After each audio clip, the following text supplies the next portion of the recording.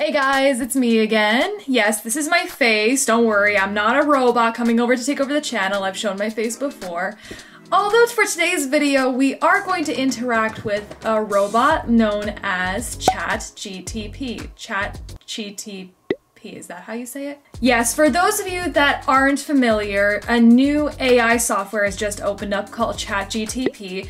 And basically it is an artificial intelligence system which has compiled pretty much almost every piece of information known to mankind on the internet. You can ask it any question you want and it'll basically come up with answers on the fly. And as a fellow Gen Zer who has grown up with AI software like Siri, this is a very exciting moment and a little scary. Are robots gonna try to take over LPSTube and YouTube after this?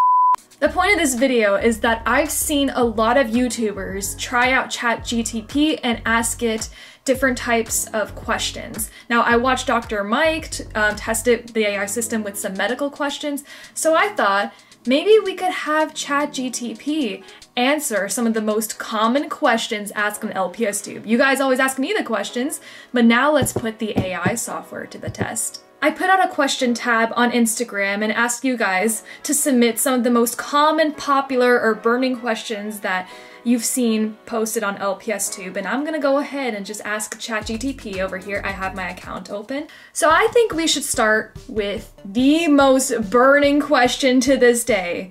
Will Hasbro bring back G2 LPS? Last year, Hasbro made an announcement that they were actually going to bring LPS back in 2024, but let's see if the AI system is smarter than we are. Will Littlest Pet Shops return to stores? Littlest Pet Shop is a popular toy line and media franchise which was originally produced by Kenner Products and later by Hasbro. Yes, this is accurate, but where's the good stuff? As of my knowledge cut off in 2021, Littlest Pet Shop toys are still available for purchase, but it is always possible that they may not be available in certain stores or regions. Okay, so I forgot to acknowledge that the cutoff point for ChatGTP was 2021. The announcement Hasbro made was in 2022. So now we know it does not have the updated knowledge that LPS are indeed coming back. It's also worth mentioning that Hasbro, the current owner of the Littlest Pet Shop franchise, has a history of discontinuing and re-releasing certain toy lines. Shocking. So it's possible that Littlest Pet Shop toys could return to stores at a later date. However, I cannot predict the future, so it's best to keep an eye on Hasbro's official channels for any announcements. That's actually a pretty good answer. I'm gonna give that a 7 out of 10. It did acknowledge its one Achilles heel, which is the 2021 cutoff, but it was honest. It told us that Hasbro does indeed have a history of discontinuing certain toy lines, so oh, Hasbro, what you do to us. We spent our childhood playing with these toys and now you're playing with our hearts. All right, this next question is a technical one. Where can I film if I don't have a desk? Now, my answer to this question, when I first started on LPSTube, I filmed on top of this huge horizontal bookshelf and then later transitioned to a toy chest. So when it comes to filming tables, you can literally come up with a bunch of creative ideas. Some people buy huge whiteboards and would film on top of them. So you can be creative with anything. If you don't have a desk, you can film using alternative spaces or surfaces. Yes, this is literally my answer verbatim. A tabletop, you can use any flat surface such as a kitchen table, coffee table, or countertop as a makeshift desk. You could literally just be sipping on your morning coffee, filming like your LPS video in the morning. The floor, if you don't have a tabletop available, you can film while sitting on the floor with the camera positioned at a suitable height. Also very accurate, I have filmed on the floor on many occasions. A wall, if you're filming or talking into a head style video, you can use a wall as a backdrop. You can lean against the wall or sit on a chair in front of it.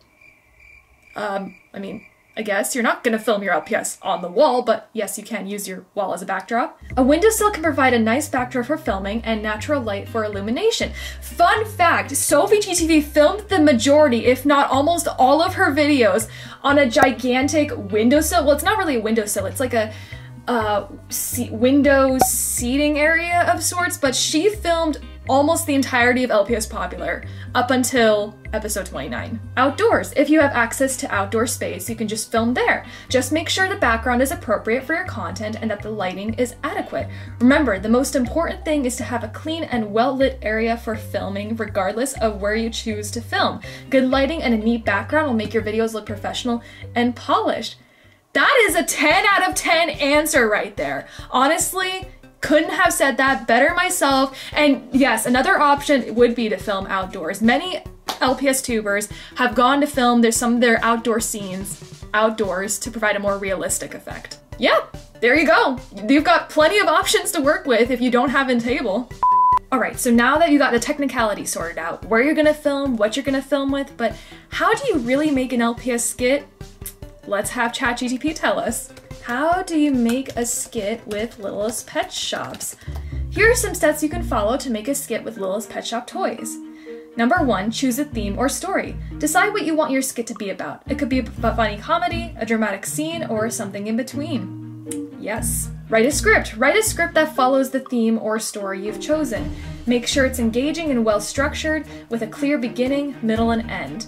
That's sort of accurate. You can write a script if that helps with the storytelling process. I mean, the majority of my skits I've personally done improvised, so gather props and sets. Decide on the props and sets you'll need to bring your skit to life. You can use household items, cardboard boxes, or other materials to create the environments and accessories your Littlest Pet Shop toys will need. Yes, yes, yes. I highly encourage anyone to just be creative with any household objects. Heck, I use bottle caps to make chairs, or like those headphone cases that the iPhone earphones come in to make tables. I don't know if that made any sense. Stage the scene. Set up your props and sets in a well-lit area and arrange your Littlest Pet Shop toys and positions you need for your skit. You might also want to use camera stands or tripods to keep the camera steady during filming. Using a camera or smartphone, record your skit. Try to get multiple takes from different angles to create a dynamic and interesting final video.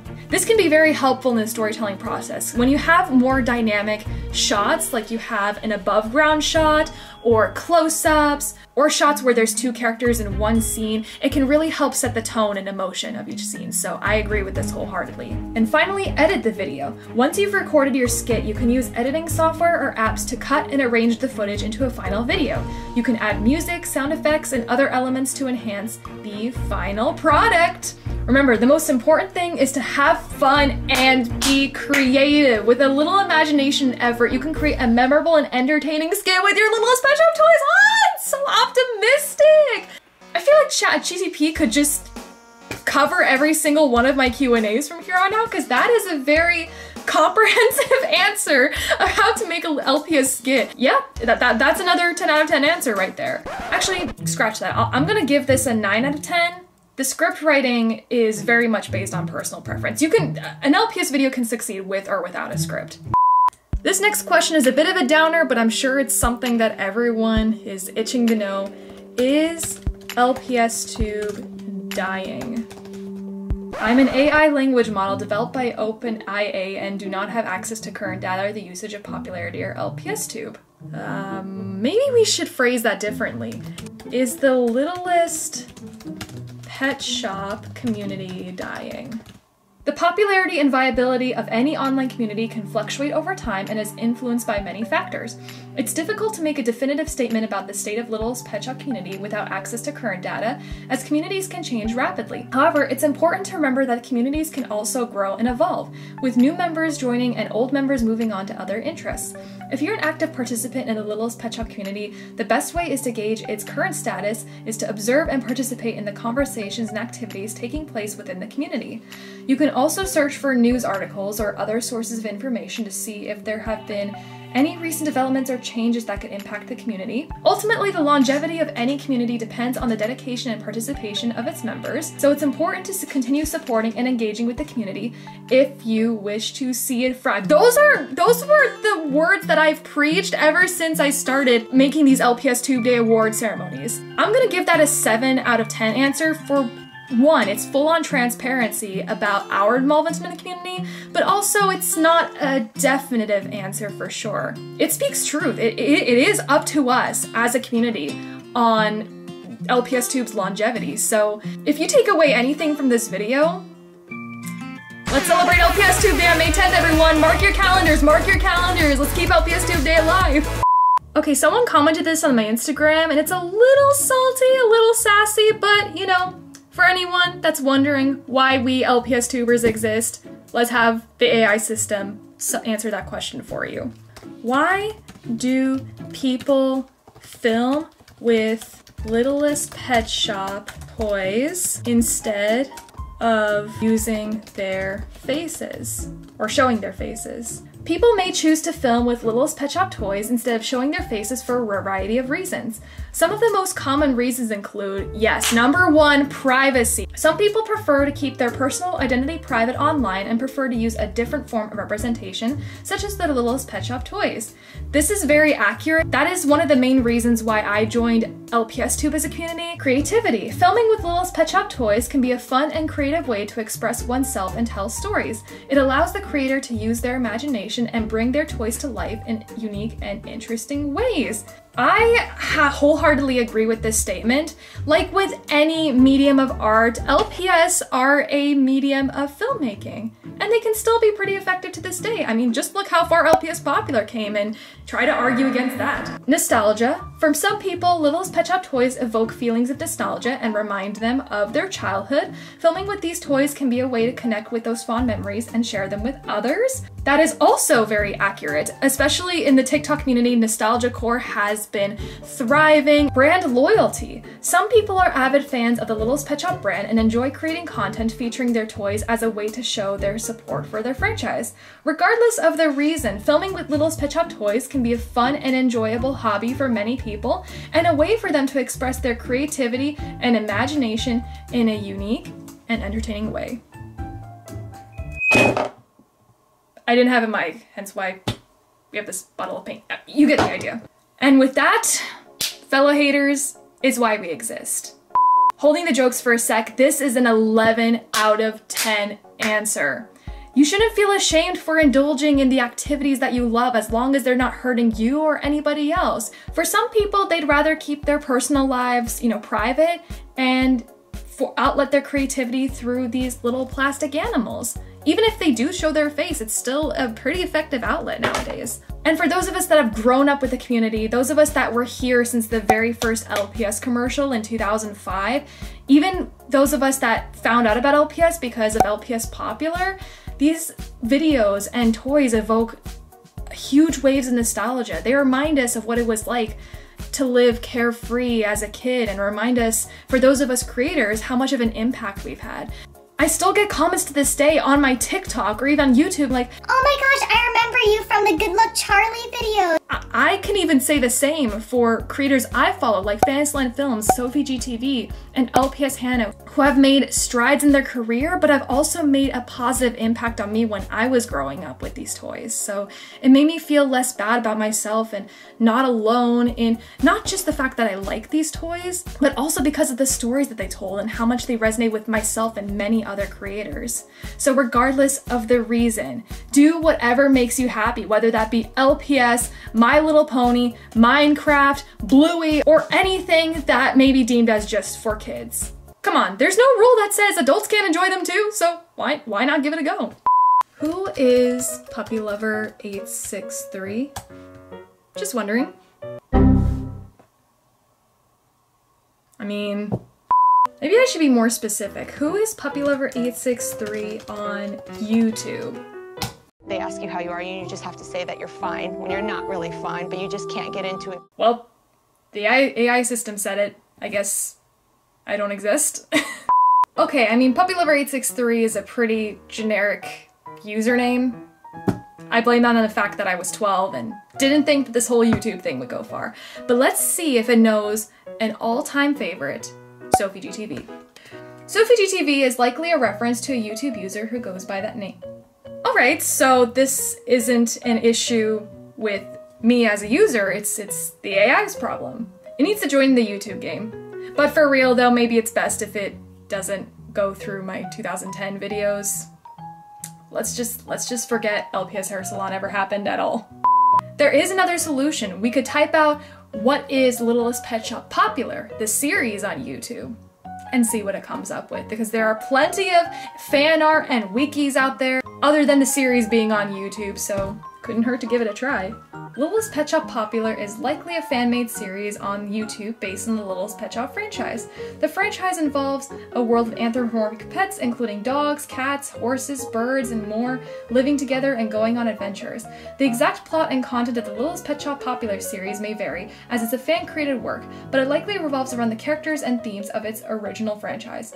To learn more about the series, you can search for it on YouTube and watch some of its episodes. That was the most generic response describing LPS Tube that I've ever seen. Like, not even just LPS Popular alone, just LPS Tube as a genre. I'll give that a 6 out of 10. It didn't answer the question directly, but a world of anthropomorphic pets living together and going on adventures, that's pretty accurate. That's just LPS Tube as a cinematic universe. This was an interesting video to film. I am pleasantly surprised with the answers that ChatGTP made on our behalf as LPS tubers. I'm just a little disappointed with the limitations of the AI system. I didn't know that the cutoff point of the AI's knowledge was at 2021, or that it couldn't retrieve any information about YouTube or LPS Tube in general.